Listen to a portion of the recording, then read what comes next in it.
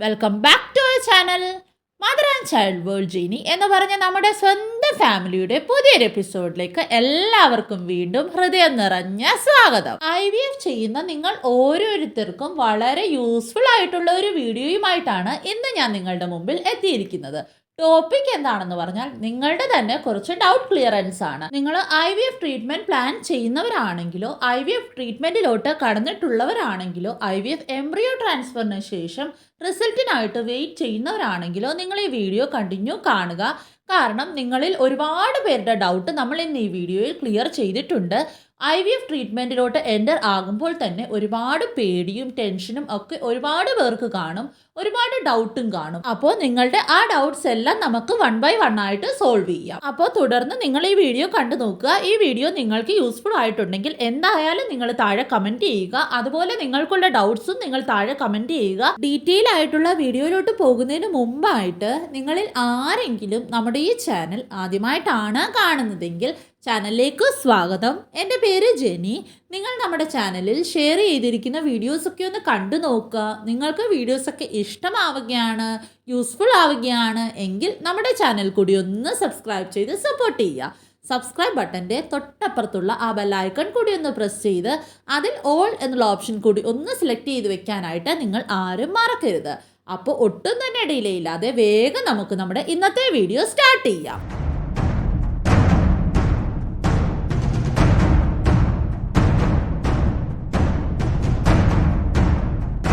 ആദ്യമായിട്ടുള്ള ഒരുപാട് പേരുടെ ഒരു ഡൗട്ടാണ് IVF ട്രീറ്റ്മെൻറ്റിൽ നോർമലി എന്താണ് അകത്ത് നടക്കുന്നത്, IVF ട്രീറ്റ്മെൻറ്റ് പ്രൊസീജിയർ എന്താണ്, സ്റ്റെപ്പ് ബൈ സ്റ്റെപ്പായിട്ട് എന്താണ്, ഈ ഒരു ട്രീറ്റ്മെൻറ്റിന് എത്ര നാളാണ് എടുക്കുന്നതെന്ന്.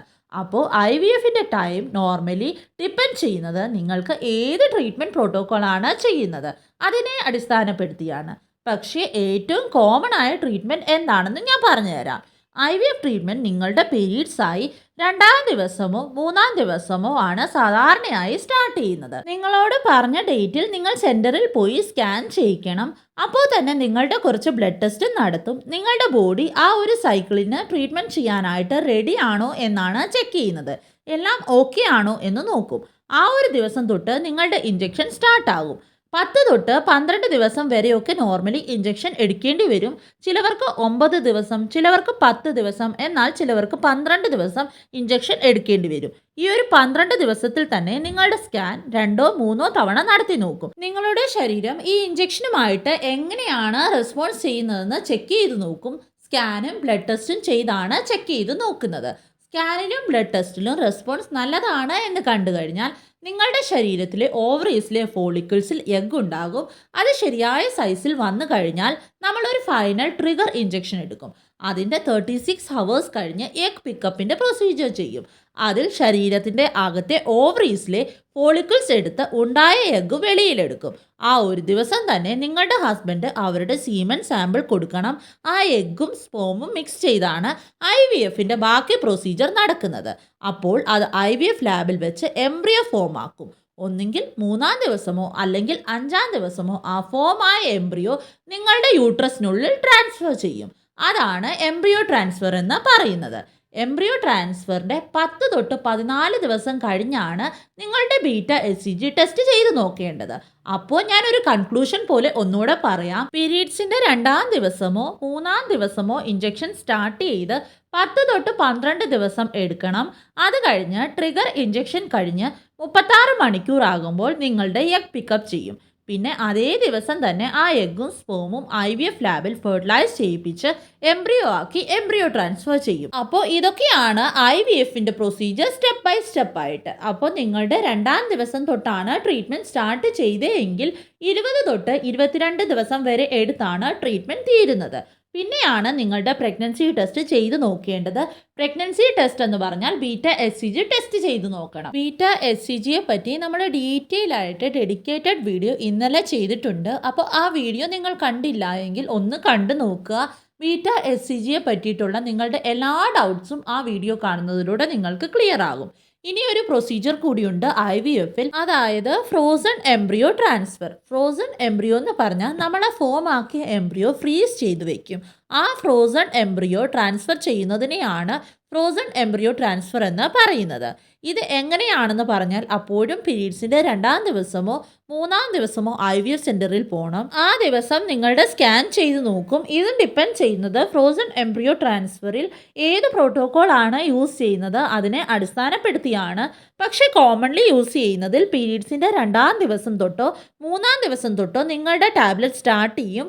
2 സ്കാനൊക്കെ ചെയ്ത് നോക്കും. അപ്പോൾ അതിൽ എംബ്രിയോനെ അക്സെപ്റ്റ് ചെയ്യാൻ നിങ്ങളുടെ ഗർഭാശയം എത്ര റെഡിയാണെന്ന് നോക്കും. ഈ സ്കാനിങ്ങിൽ നിങ്ങളുടെ യൂട്രസ് റെഡിയാണെന്ന് കണ്ടു കഴിഞ്ഞാൽ 3 തൊട്ട് 5 ദിവസം കഴിഞ്ഞ് എംബ്രിയോ ട്രാൻസ്ഫർ ചെയ്യും. ഈ ഒരു പ്രോസസ്സ് 15 തൊട്ട് 18 ദിവസത്തിൻ്റെ ഡ്യൂറേഷൻ എടുത്താണ് തീരുന്നത്. അത് കഴിഞ്ഞും 10 തൊട്ട് 14 ദിവസം കഴിഞ്ഞ് ബീറ്റ HCG ടെസ്റ്റ് ചെയ്ത് നോക്കി പ്രഗ്നൻ്റ് ആയോ എന്ന് നിങ്ങൾക്ക് കൺഫേം ചെയ്യാവുന്നതാണ്. അപ്പോൾ നിങ്ങളുടെ IVF ട്രീറ്റ്മെൻറ്റ് സ്റ്റാർട്ട് ചെയ്ത് 1 മാസത്തിനുള്ളിൽ നിങ്ങളുടെ പ്രഗ്നൻസി പോസിറ്റീവ് ആണോ അല്ലയോ എന്ന് നിങ്ങൾക്ക് മനസ്സിലാക്കാൻ പറ്റും. ഇനി അടുത്ത ഒരു ഡൗട്ടാണ്, നിങ്ങളുടെ താമസ സ്ഥലത്തൊന്നും നല്ല IVF സെൻറ്റർ ഇല്ല എങ്കിൽ വേറെ അടുത്തുള്ള IVF സെൻറ്ററിലാണ് നിങ്ങൾ കാണിക്കാൻ പ്ലാൻ ചെയ്യുന്നതെങ്കിൽ എത്ര ദിവസം മുമ്പാണ് അവിടെ നിങ്ങൾ എത്തേണ്ടതെന്ന്. അത് ഞാൻ നേരത്തെ പറഞ്ഞ പോലെ ട്രീറ്റ്മെൻറ്റ് പ്രോട്ടോക്കോളിൽ എന്തായാലും ഡിപ്പെൻഡ് ചെയ്യും. നിങ്ങൾക്ക് കോമൺ IVF ട്രീറ്റ്മെൻറ്റ് പ്രോട്ടോക്കോൾ ആണ് യൂസ് ചെയ്യുന്നതെങ്കിൽ നിങ്ങളുടെ സൈക്കിൾ പ്രെഡിക്റ്റബിൾ ആണെങ്കിൽ നിങ്ങൾക്ക് പീരീഡ്സ് വരുന്നതിന് 1 ദിവസം മുമ്പ് അവിടെ എത്തിയാൽ മതി.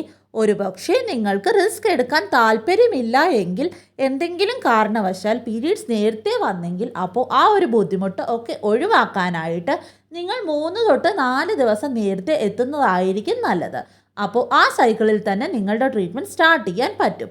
ഇനിയും നിങ്ങളുടെ ഈ പീരീഡ്സ് ഇറഗുലർ ആണ്, നിങ്ങൾക്ക് ഒരു ഊഹം പോലുമില്ല എന്നാണ് പീരീഡ്സ് ആകുന്നതെന്ന്, അപ്പോൾ നിങ്ങൾ നേരത്തെ ഈ ഒരു കാര്യം ഡോക്ടറിനെ ഇൻഫോം ചെയ്യുക. അപ്പോൾ ഡോക്ടേഴ്സ് ടാബ്ലറ്റ്സ് തന്നോ ഇഞ്ചെക്ഷൻ എടുത്തോ സൈക്കിളിനെ പ്രെഡിക്റ്റബിൾ ആക്കും. അപ്പോൾ ഏത് ഡേ ആണ് പീരീഡ്സ് ആകുന്നത് കറക്റ്റായിട്ട് നേരത്തെ കൂട്ടി അറിയാൻ പറ്റും. അപ്പോൾ ഇതും ഒരു ഓപ്ഷനാണ്. ഇനിയും അടുത്തൊരു ഡൗട്ടാണ്, നിങ്ങളുടെ എഗ് എടുക്കുന്ന ടൈമിൽ നിങ്ങളുടെ ഹസ്ബൻഡ് നിങ്ങളുടെ കൂടെ ഇല്ല എങ്കിൽ നിങ്ങൾ എന്ത് ചെയ്യും? എത്ര പ്രാവശ്യം IVF ട്രീറ്റ്മെൻറ്റിൽ ഹസ്ബൻഡിന് ഹോസ്പിറ്റലിൽ എത്തണം? അത്യാവശ്യം എന്തൊക്കെയാണ്? ഹസ്ബൻഡ് ഗൾഫിലോ ആർമിയിലോ ട്രാൻസ്ഫർ ജോബിലോ ഒക്കെ ആണെങ്കിൽ അവരുടെ ഓപ്ഷൻസ് എന്തൊക്കെയാണ്? അപ്പോൾ ഹസ്ബൻഡ് സെൻറ്ററിൽ എത്ര പ്രാവശ്യം വരണം? ഏതൊക്കെ ടെസ്റ്റാണ് അവരിൽ ചെയ്യേണ്ടത്? അതൊക്കെ എപ്പോഴും ഒരു ഡൗട്ടാണ്. ആദ്യമേ ഹസ്ബൻഡ് ഒന്ന് വന്ന് എല്ലാ ടെസ്റ്റും നടത്തിയാൽ അത് നല്ലതായിരിക്കും. പിന്നെ IVFൻ്റെ പ്രോസസ്സ് സ്റ്റാർട്ട് ചെയ്ത് കഴിഞ്ഞാലോ ട്രീറ്റ്മെൻറ്റ് പ്ലാൻ ചെയ്യുമ്പോഴോ ഒന്ന് വന്ന് സീമൻ സാമ്പിൾ കൊടുത്തിട്ട് ഫ്രീസ് ചെയ്യിപ്പിക്കാനുള്ള ഓപ്ഷൻ അവൈലബിൾ ആണ്. അപ്പോൾ അങ്ങനെ ചെയ്യിക്കുന്നതായിരിക്കും ബെറ്റർ. ഏതെങ്കിലും കാരണവശാൽ എഗ് എടുക്കുന്ന ഡേറ്റിൽ ഹസ്ബൻഡിന് വരാൻ പറ്റിയില്ലെങ്കിൽ ഇനിയും വന്നാലും സാമ്പിൾ നല്ലതല്ല കിട്ടിയതെങ്കിൽ ഈ ഫ്രോസൺ സാമ്പിൾ യൂസ് ചെയ്യാം. അൾട്ടിമേറ്റ്ലി ഇതിൽ ഹസ്ബൻഡിൻ്റെ അത്യാവശ്യം 2 തവണയാണ് ഉള്ളത്. ഫ്രോസൺ സാമ്പിൾ കൊടുക്കാനായിട്ടും അല്ലെങ്കിൽ ഹസ്ബൻഡ് അവൈലബിൾ ആണെങ്കിൽ എഗ് എടുക്കുന്ന ഡേ ഫ്രഷ് സാമ്പിൾ കൊടുക്കാനായിട്ടും. ഇതല്ലാതെ ഹസ്ബൻഡിൻ്റെ ഫിസിക്കൽ പ്രസൻസ് IVFൻ്റെ ട്രീറ്റ്മെൻറ്റിൽ അത്യാവശ്യമായിട്ട് വരില്ല. പക്ഷേ മോറൽ സപ്പോർട്ടിന് ഹസ്ബൻഡ് IVFൻ്റെ ട്രീറ്റ്മെൻറ്റിൻ്റെ ടൈമിൽ ഉണ്ടെങ്കിൽ അത്രയും നല്ലതാണ്. ഹസ്ബൻഡിൻ്റെ മോറൽ സപ്പോർട്ട് IVF ട്രീറ്റ്മെൻറ്റിൽ എന്തൊക്കെയാണ് ബെനിഫിറ്റ്സ് തരുന്നത്, അതിൻ്റെ ഇമ്പോർട്ടൻസ് എന്താണ് എന്നൊക്കെ നമ്മൾ ഡീറ്റെയിൽ ആയിട്ട് Q&A വീഡിയോ സെഷനിൽ വീഡിയോ ഇട്ടിട്ടുണ്ട്. അപ്പോൾ നിങ്ങൾക്ക് ആ വീഡിയോ കാണണമെങ്കിൽ ആ വീഡിയോ ഒന്ന് ചെക്ക് ചെയ്ത് നോക്കുക. ഡീറ്റെയിൽ ആയിട്ട് വീഡിയോ വേണമെങ്കിൽ കമൻറ്റ് ചെയ്യുക, ഡീറ്റെയിൽ ആയിട്ട് വീഡിയോ ചെയ്തിടാം. അപ്പോൾ ഇന്നത്തെ വീഡിയോ ഇത്രയേ ഉള്ളൂ. ഈ ഒരു വീഡിയോ നിങ്ങൾക്ക് യൂസ്ഫുൾ ആയി കാണുമെന്ന് തന്നെ പ്രതീക്ഷിക്കുന്നു. ഇനിയും നിങ്ങളിൽ ആർക്കെങ്കിലും ഈ വീഡിയോ റിലേറ്റഡ് എന്തെങ്കിലും ക്വയറീസ് ഉണ്ടെങ്കിലോ വേറെ ഏതെങ്കിലും ഒരു ടോപ്പിക് റിലേറ്റഡ് എന്തെങ്കിലും ഡൗട്ട് ഉണ്ടെങ്കിലോ താഴെ കമൻറ്റ് സെക്ഷനിലൂടെ നിങ്ങൾക്കത് ചോദിക്കാവുന്നതാണ്. പേഴ്സണലി നിങ്ങൾക്ക് എന്തെങ്കിലും ചോദിക്കാനുണ്ടെങ്കിൽ FB പേജിലൂടെയോ മെയിലിലൂടെയോ ഇൻസ്റ്റഗ്രാമിലൂടെയോ നിങ്ങൾക്കത് ചോദിക്കാവുന്നതാണ്. ഇത് 3ൻ്റെയും ലിങ്ക് താഴെ ഡിസ്ക്രിപ്ഷൻ ബോക്സിൽ കൊടുത്തേക്കാം. ഈ ഒരു വീഡിയോ നിങ്ങൾക്ക് യൂസ്ഫുൾ ആയിട്ടുണ്ടെങ്കിൽ നിങ്ങളുടെ മറ്റുള്ള ഫ്രണ്ട്സിലേക്കും ഈ ഒരു വീഡിയോ നിങ്ങളൊന്ന് മാക്സിമം ഷെയർ ചെയ്ത് കൊടുക്കുക. അതുപോലെ ഈ വീഡിയോ ഒന്ന് ലൈക്ക് ചെയ്യുക. നമ്മുടെ ചാനൽ നിങ്ങൾ ഇതുവരെയും സബ്സ്ക്രൈബ് ചെയ്തിട്ടില്ല എങ്കിൽ നമ്മുടെ ചാനൽ കൂടി ഒന്ന് സബ്സ്ക്രൈബ് ചെയ്ത് റെഗുലർ അപ്ഡേറ്റ്സിനായിട്ട് ബെല്ലൈക്കൺ കൂടി ഒന്ന് പ്രസ് ചെയ്ത് അതിൽ ഓൾ എന്നുള്ള നോട്ടിഫിക്കേഷൻ ബട്ടൺ കൂടി ഒന്ന് എനേബിൾ ചെയ്ത് വെക്കുക. എന്നാൽ മാത്രമാണ് നമ്മൾ ഡെയിലി ഇൻഫോർമേറ്റീവ് ആയിട്ടുള്ള വീഡിയോസ് അപ്ലോഡ് ചെയ്യുമ്പോൾ അതിൻ്റെ നോട്ടിഫിക്കേഷൻസ് നിങ്ങൾക്ക് മുടങ്ങാതെ ലഭിക്കത്തുള്ളൂ.